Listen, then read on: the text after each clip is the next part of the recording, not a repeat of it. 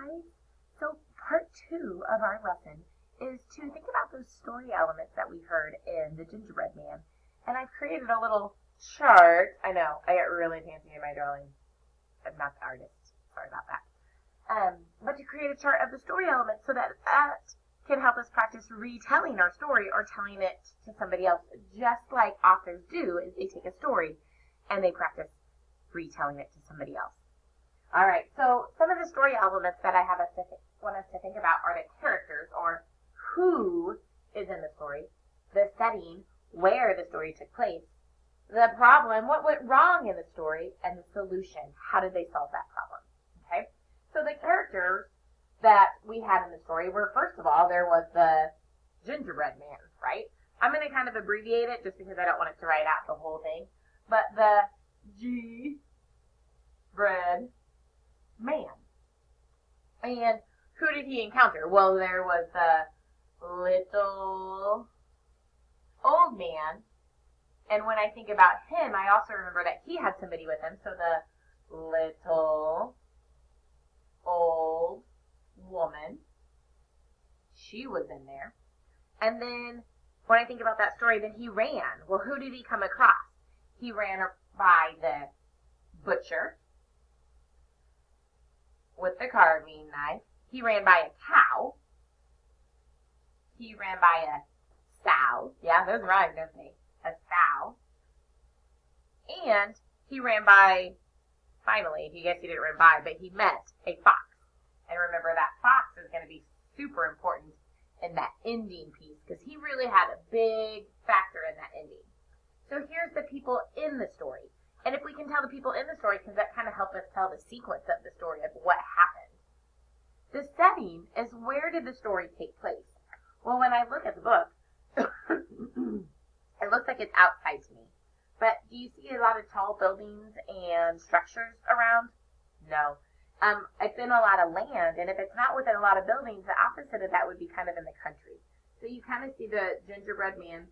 We started at the little old man and the little old woman's house because he was in the oven.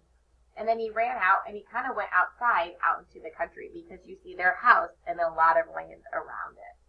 So let's just write country. And to kind of draw a picture, I'm going to go ahead and put, I don't think I gave myself my brush. I'm going to go ahead and put that lane that he ran down. Yeah. And maybe a tree to kind of show us that he was outside. Maybe that's the tree the fox was at, right? So kind of out in the country, not a whole lot of buildings around. The problem, that's what went wrong in the story. What setback did the characters face?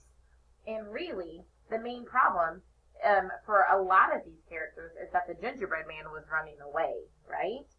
So let's get out I'm going to get out this one. And again, I'm going to say the GB for gingerbread man was running away.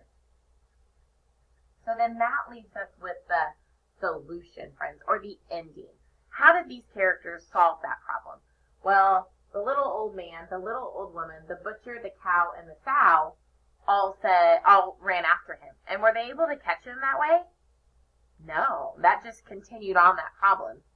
But when the gingerbread man met the fox, that's where he came up with a different solution. And the fox, remember, is sly, and he tricked him. And he said, wait a minute, I can't hear you.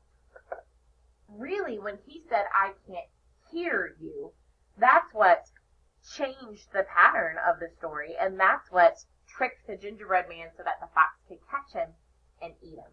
So really, in the story, the sly fox pretended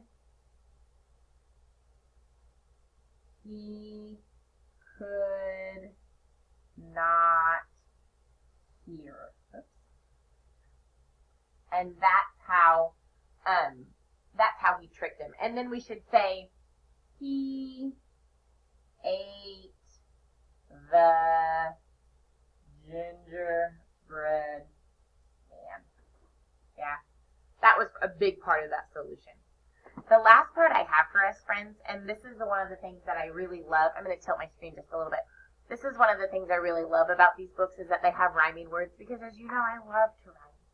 So the rhyme in this story, there was a couple, but the main one that I wanted to share was run, run as fast as you can. You can't catch me. I'm the gingerbread man. Did you hear a rhyme in there? This is what the gingerbread man would yell out to kind of tease them. He rhymes, run, run as fast as you can. I'm going to highlight this word can. You can't catch me, I'm the gingerbread man.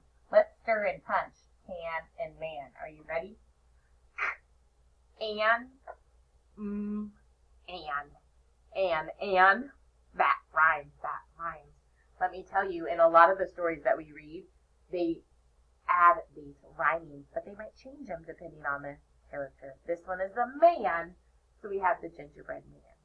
All right, friends, thank you for your thinking today.